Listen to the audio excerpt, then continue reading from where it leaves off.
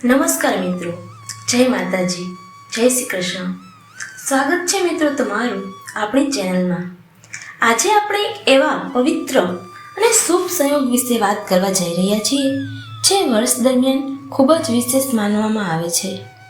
જ્યારે પૂનમનો દિવસ રવિવારે આવે છે ત્યારે આ સંયોગને ઘણા ભક્તો અત્યંત શુભ માને છે. આ દિવસે કરવામાં આવતી પ્રાર્થના, ભક્તિ અને સકારાત્મક કાર્યોને વિશેષ મહત્ત્વ આપવામાં આવે છે. ઘણા લોકો પોતાના જીવનમાં મહેનત તો ખૂબ કરે છે, પરંતુ તેમ છતાં તેમને શાંતિ મળતી નથી. કોઈને ધંધામાં મુશ્કેલીઓ આવે છે, કોઈને નોકરીમાં અવરોધ આવે છે, કોઈના ઘરમાં સતત કલહ રહે છે, તો કોઈ વ્યક્તિ આર્થિક ચિંતાઓથી ઘેરાયેલી રહે છે. આવા સમયે લોકો ભગવાનને અને પોતાની કુળદેવીના આશીર્વાદ મેળવવાની ઈચ્છા રાખે છે. ભારતીય સંસ્કૃતિમાં દરેક કુટુંબ અથવા વંશની પોતાની એક કુળદેવી અથવા તો કુળદેવતા હોય છે. આપણા પૂર્વજો માનતા હતા કે કુળદેવી પરિવારની રક્ષા કરે છે, સંકટમાં માર્ગદર્શન આપે છે અને પરિવારને એકતામાં બાંધે છે. કુળદેવીની આરાધના માત્ર કોઈ ચમત્કાર મેળવવા માટે નહીં, પરંતુ પોતાના મૂળ સાથે જોડાયેલા રહેવા માટે કરવામાં આવે છે. જે પરિવાર પોતાની પરંપરાઓને જાળવી રાખે છે ત્યાં સંસ્કાર, સ્નેહ અને એકતા વધુ જોવા મળે છે.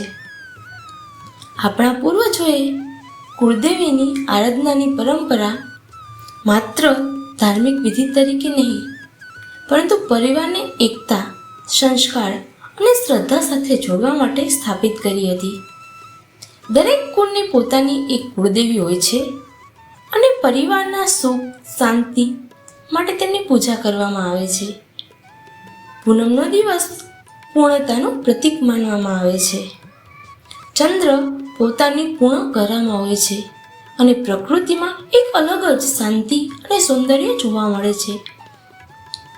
ઘણા ધાર્મિક ગ્રંથોમાં પૂનમને જપ, તપ, દાન અને ઉપાસના માટે ઉત્તમ ગણવામાં આવે છે. આ દિવસે શક્ય હોય તો સૂર્યોદય પહેલા બ્રહ્મ મુહૂર્તમાં જાગવું. શાસ્ત્રોમાં બ્રહ્મ મુહૂર્તને દેવતાઓનો સમય કહેવામાં આવ્યો છે. આ સમયે મન સૌથી વધુ શાંત અને એકાગ્ર હોય છે. સ્નાન પછી સ્વચ્છ વસ્ત્રો ધારણ કરો અને ઘરના મંદિર અથવા કુળદેવીના ચિત્ર સામે બેસો. એક શુદ્ધ ઘીનો દીવો પ્રગટાવો અને પ્રાર્થના કરો, હે માતાજી, મારા પરિવાર પર તમારી કૃપા રાખજો. અમને સદબુદ્ધિ, આરોગ્ય અને સુખ આપજો. ત્યારબાદ કુળદેવીનો જાપ કરવો. જો કોઈ વિશેષ મંત્ર ન આવડતો હોય તો માત્ર જય માતાજી અથવા પોતાની કુળદેવીનું નામ લઈને ભક્તિપૂર્વક સ્મરણ કરવું. ભક્તિમાં મંત્ર કરતાં ભાવનાનું મહત્વ વધુ હોય છે. યાદ રાખો, ભગવાન સુધી પહોંચવા માટે શબ્દો કરતાં ભાવનાઓ વધુ મહત્વની હોય છે. આ દિવસે ઘરમાં સ્વચ્છતા રાખવી. ધાર્મિક માન્યતા મુજબ સ્વચ્છતા અને પવિત્રતા સકારાત્મક વાતાવરણનું સર્જન કરે છે.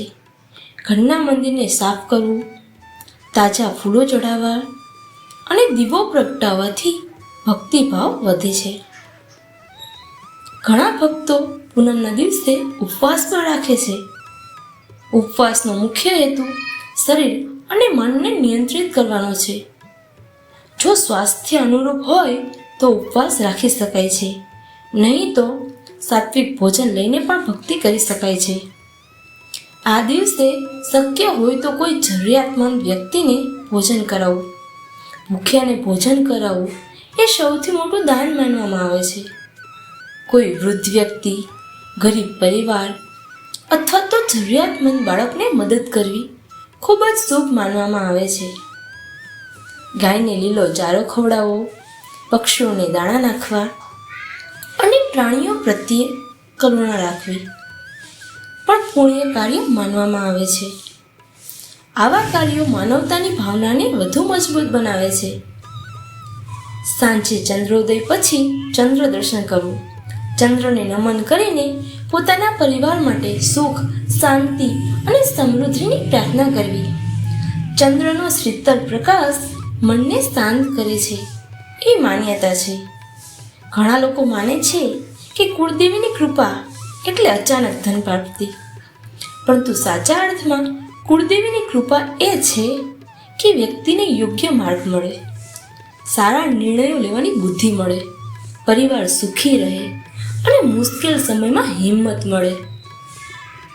જીવનમાં પ્રગતિ માટે માત્ર ઉપાય પૂરતા નથી, ભક્તિ સાથે મહેનત, ઈમાનદારી અને સારા કર્મો પણ જરૂરી છે. જ્યારે શ્રદ્ધા અને કર્મ બંને સાથે ચાલે છે ત્યારે સફળતાના માર્ગ ખુલતા જાય છે. આ દિવસે એક વિશેષ સંકલ્પ પણ લેવો જોઈએ કે આપણે કોઈનું દિલ નહીં દુભાવીએ, ખોટું નહીં બોલીએ અને શક્ય તેટલી મદદ જરૂરિયાતમંદ લોકોને કરીશું. આવા સંકલ્પો જીવનમાં સકારાત્મક પરિવર્તન લાવી શકે છે. પરિવારના તમામ સભ્યો સાથે મળીને માતાજીની આરતી કરવી, ભજન અને સ્તુતિ કરવાથી ઘરમાં ભક્તિમય વાતાવરણ સર્જાય છે. બાળકોને પણ આ પરંપરામાં જોડવાથી તેઓને સંસ્કાર અને શ્રદ્ધાનું મહત્વ સમજાય છે. યાદ રાખો, કોઈ પણ ધાર્મિક કાર્યનો હેતુ ડર અથવા લાલચ નહીં, પરંતુ શ્રદ્ધા, સદાચાર અને સકારાત્મકતા હોવો જોઈએ.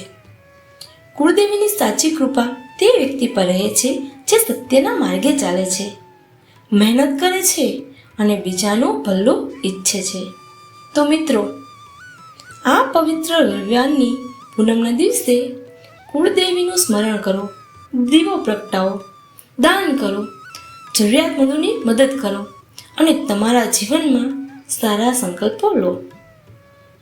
આ પવિત્ર દિવસે પોતાને વચન આપો, હું ખોટું નહીં બોલું, હું કોઈનું દિલ નહીં દુભાવું, હું માતા પિતાનો આદર કરીશ, હું જરૂરિયાતમંદોની મદદ કરીશ, હું ઈર્ષ્યા અને દ્વેષ છોડવાનો પ્રયાસ કરીશ, હું સારા કામોની માર્ગે ચાલીશ. આ સંકલ્પો જીવનમાં સાચું પરિવર્તન લાવે છે. સાંજે પરિવારના તમામ સભ્યો સાથે મળીને માતાજીની આરતી કરો. જ્યારે આખો પરિવાર એકસાથે ભક્તિ કરે છે ત્યારે ઘરમાં પ્રેમ, એકતા અને આધ્યાત્મિક ઉર્જા વધે છે. બાળકોમાં પણ સારા સંસ્કાર વિકસે છે.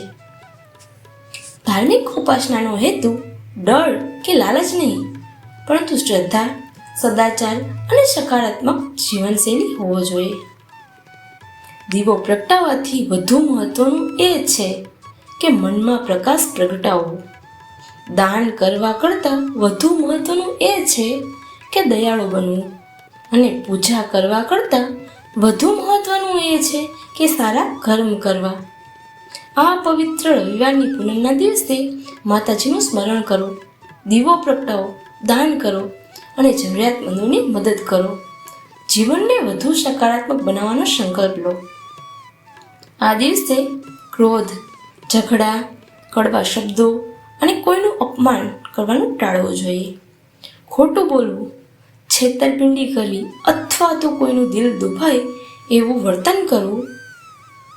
ઘણા લોકો ધાર્મિક માન્યતા મુજબ આ દિવસે નશીલા પદાર્થો, વ્યસનો, તામસિક ભોજનથી પણ દૂર રહેવાનું પસંદ કરે છે. ધાર્મિક કાર્યનો સાચો હેતુ માત્ર ઉપાય કરવો નહીં, પરંતુ મનમાં સારા વિચારો રાખવા, સદાચારનું પાલન કરવું અને બીજાના કલ્યાણની ભાવના રાખવી છે. શ્રદ્ધા, સારા કર્મ અને સકારાત્મક વિચાર સાથે પસાર કરેલો પૂનમનો દિવસ જીવનમાં માનસિક શાંતિ અને આધ્યાત્મિક સંતોષનો અનુભવ કરાવી શકે છે. રવિવારની પવિત્ર પૂનમના દિવસે પોતાની રાશિ અનુસાર આ સરળ કાર્ય કરવાથી ભગવાનની કૃપા, સકારાત્મક ઉર્જા અને શુભ ફળની પ્રાપ્તિ થાય છે એવી માન્યતા છે. આવો જાણીએ તમારી રાશિ માટે કયું કાર્ય શુભ કરવું માનવામાં આવે છે. તો સૌથી પહેલાં છે મેષ રાશિ.